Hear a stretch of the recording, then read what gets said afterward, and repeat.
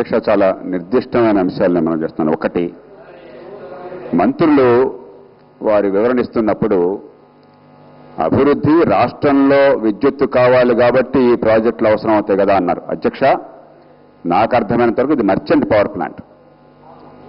ఆంధ్రప్రదేశ్ రాష్ట్రానికి విధిగా ఒక్క యూనిట్ కూడా ఇవ్వాలన్న నిబంధన కానీ విద్యుత్ కొనుగోలు ఒప్పందం కానీ లేదు. కాబట్టి మన రాష్ట్రంలో అభివృద్ధి కోసం కాదు అధ్యక్ష సభను తప్పుదోవ పట్టిస్తున్నారు. స్పష్టమైన వివరణ కావాలి మాకు. ఎందుకంటే ఈ సభలో కూర్చుని మనం చాలా క్యాజువల్గా మాట్లాడడం మంచిది కాదు. వాస్తవాలు స్పష్టంగా ప్రజలకు తెలియాలి సభ ద్వారా. రెండోది అధ్యక్ష, మంత్రి గారు చెప్పారు డ్రైను లేకపోవడం చేత పల్లపు ప్రాంతాన్ని మెరక చేయడం చేత పంటలు మునిగిపోయి 2 గ్రామాల్లో పంటలంతా నష్టపోయినాయి. కాబట్టి ప్రజల్లో ఆందోళన వచ్చింది. ఇప్పుడు మేము డ్రైన్ నిర్మాణం చేస్తున్నామని. అధ్యక్ష, మరి జిల్లా యంత్రాంగానికి ఇప్పటిదాకా డ్రైన్ లేదన్న విషయం కనిపించలేదా? చెప్పండి అధ్యక్ష. నా ప్రశ్న నాకు పూర్తయితే మీరు చెప్పచ్చు.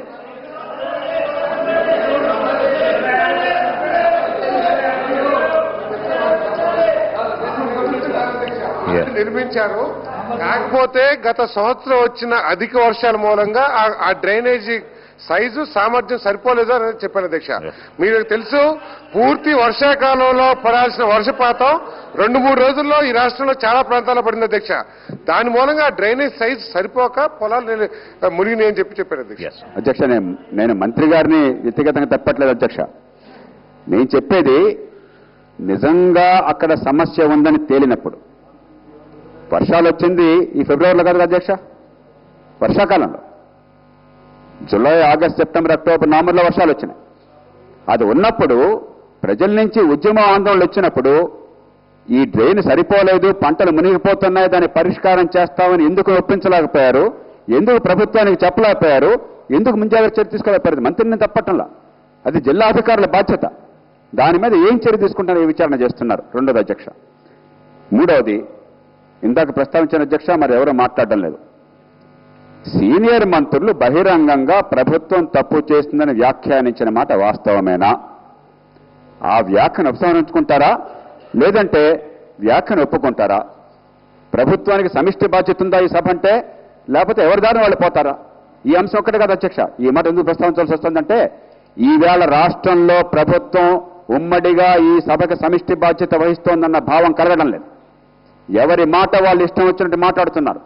మనం ఉన్నది పార్లమెంటరీ ప్రజాస్వామ్యంలో. ఈ సభలో మీకు మెజారిటీ మద్దతుండి మీరు ప్రభుత్వం నడుపుతున్నంత వరకు ఈ సభకి మీరు బాధ్యులు ఉమ్మడిగా సమిష్టిగా. ఏ మంత్రికి ఆ మంత్రికి ప్రైవేట్ అభిప్రాయాలు ఉండొచ్చు. ఈ అంశం మీద వచ్చింది లేదచ్చా? ఈ సభలో సభ్యుడిగా ఈ సభకు మీరు సమిష్టిగా బాధ్యత వహించాలని కోరే హక్కు నాకున్నది. ఆ మాట okay. Let's not deviate from that. నా ఉద్దేశం కాదు. ఈ విషయం ఒక్కటే కాదు, ఖచ్చితంగా ప్రభుత్వం సమిష్టిగా సభకి బాధ్యత వహించడం లేదు. ఎన్నో సందర్భాల్లో మంత్రులు మౌలికమైన విధానపరమైన విషయాల్లో ఎవరి మాట వాళ్ళు మాట్లాడుతున్నారు. ఇది రాష్ట్ర ప్రభుత్వం పనిచేయవలసిన తీరు కాదు. ఈ మాట ఎవరో చెప్పాల్సిన అవసరం ఉన్నది. దానికి ముఖ్యమంత్రి గారు సమాధానం చెప్పాలి. చివరి అంశం అధ్యక్ష, సింహాద్రి ప్రాజెక్టు గురించి చెప్పాను. ఆ ప్రాజెక్టు మీద నాకు కోపం లేదు. ప్రభుత్వం ప్రాజెక్టు. ఆ ప్రాజెక్టు పెట్టడం కోసం ఆనాడు 2 వ్యక్తులను ప్రత్యేకంగా ప్రభుత్వాన్ని ఆనాడు ఒప్పించాం అధ్యక్ష. డాక్టర్ ఏ శర్మ గారు ఆనాడు ప్రభుత్వంలో ముఖ్యమంత్రి కార్యదర్శిగా నేను ప్రత్యేకంగా ఈ రాష్ట్రానికి డెడికేట్గా చేపించి పెట్టాం. మాకు వ్యతిరేకత కాదు. కానీ ఆ ప్రాజెక్టులో పొల్యూషన్ వల్ల దాన్ని పట్టించుకోకపోవడం చేత గ్రామాల నుంచి బృందాలుగా అక్కడికి పర్యటనకు తీసుకువెళ్లి వాళ్లకు చూపెట్టి విద్యుత్ ప్రాజెక్టులు అంటే అసహ్యం కలిగి ఏర్పాటు చేస్తున్నారు. ఇప్పటికైనా చర్య తీసుకుంటారా లేదా? ఆ ప్రాజెక్టు కావచ్చు, అలాంటి మరి ఇతర విద్యుత్ ప్రాజెక్టులు కావచ్చు.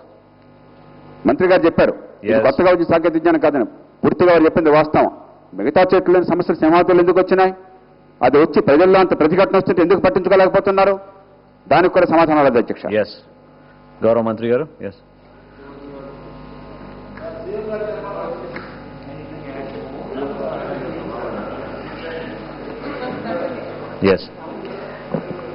అధ్యక్ష, ఇప్పటికే రాష్ట్ర ప్రభుత్వం తరఫున క్లియర్ చేయడం జరిగింది అధ్యక్ష. 7th రోజు సెంట్రల్ గవర్నమెంట్ రివ్యూ చేస్తుంది. అది వచ్చిన తర్వాతనే ఆ ప్లాంట్ విషయం నిర్ణయం తీసుకోవడం జరుగుతుంది. ఒకటి అధ్యక్ష, అక్కడ జరిగిన ఇన్సిడెంట్ గురించి ఇప్పటికే ఐజీ లెవెల్ ఆఫీసర్తోనే ఎంక్వైరీ చేసి అది ఒక రిపోర్ట్ కూడా సబ్మిట్ చేయమని చెప్పడం జరిగింది అధ్యక్ష. అక్కడ ఆ సంఘటనలో జరిగిన చనిపోయిన వారి కుటుంబాలకు ఇప్పటికే రాష్ట్ర ప్రభుత్వం తరఫున ఎక్స్గ్రేషియా ఆ రోజే ముఖ్యమంత్రి గారు ప్రకటించడం జరిగింది అధ్యక్ష. తర్వాత ఆ రోజు హాస్పిటల్లో ఉన్న వాళ్ళకి ట్రీట్మెంట్ కూడా ప్రభుత్వం తరఫున ఇప్పించడం జరుగుతుందని మీ ద్వారా గౌరవ సభకు తెలియజేస్తున్నాను అధ్యక్ష. దీంతో పాటు అక్కడ నష్టపోయిన వరి కుప్పలు కాలిపోయినాయి కానీ లేకపోతే అక్కడ ఇళ్లు కాలిపోయిన వాళ్ళకి కూడా ప్రభుత్వం తరఫున ఇళ్లు మంజూరు ఇవ్వడం కానీ వరి కుప్పలకు నష్టపరిహారం ఇవ్వడం జరుగుతుంది ఒకటి అధ్యక్ష. గౌరవ సభలు ఏదైతే తీసుకొచ్చారో అధ్యక్ష, అక్కడ దీనివల్ల ప్లాంట్ వల్ల ఇబ్బందులు ఎదుర్కొంటున్న ప్రజల అవసరాలను గమనించి దానికి అనుగుణంగా చర్యలు తీసుకోవాలని చెప్పడం జరిగింది అధ్యక్ష. అది ఇప్పటికే చాలా రోజుల నుండి ఆ ప్రయత్నం చేస్తూనే ఉన్నాం అధ్యక్ష. డ్రైన్ కట్టడం మొదలుపెట్టున్నాం అధ్యక్ష. అది కెపాసిటీ పెంచాల్సిన అవసరం ఉందనేది దాన్ని ఆ విధంగా తీసుకోవడానికి ఇప్పటికే జిల్లా కలెక్టర్ గారు అక్కడ చర్యలు తీసుకోవడం జరిగింది అధ్యక్ష. అదే మత్స్యకారులకు సంబంధించిన ఉపాధి గురించి కూడా జిల్లా యంత్రాంగం ఇప్పటికే ఒక నిర్ణయం తీసుకోవడం జరిగింది అధ్యక్ష. దాంతోపాటు అక్కడ చుట్టుపక్కల ఉన్న గ్రామాల వారికి ఆ ప్లాంట్లో ఉపాధి కల్పించే ఆలోచన కూడా అక్కడ ట్రైనింగ్ కార్యక్రమాలు అలాంటివి కూడా జిల్లా యంత్రాంగం చర్యలు తీసుకోవడం జరుగుతుందని తెలియజేస్తూ ఈ సంఘటన పట్ల చర్చలో పాల్గొన్న వాళ్ళందరికీ కూడా విజ్ఞప్తి ఒకటే అధ్యక్ష, ఏదైనా కూడా రాష్ట్రంలో జరుగుతున్న అభివృద్ధికి ప్రతిపక్షంగా ప్రతి ఒక్కరు సహకరించమని ప్రజల అవసరాలని ప్రభుత్వం దృష్టికి తీసుకొచ్చి అక్కడ జరుగుతున్న దానికి తప్పకుండా ప్రభుత్వం నుండి ఇవ్వడానికి ప్రభుత్వం కూడా సిద్ధంగా ఉంటుందని మరొకసారి మీ ద్వారా సభ తెలియజేస్తున్నాం. మస్తాన్ వలీ గారు.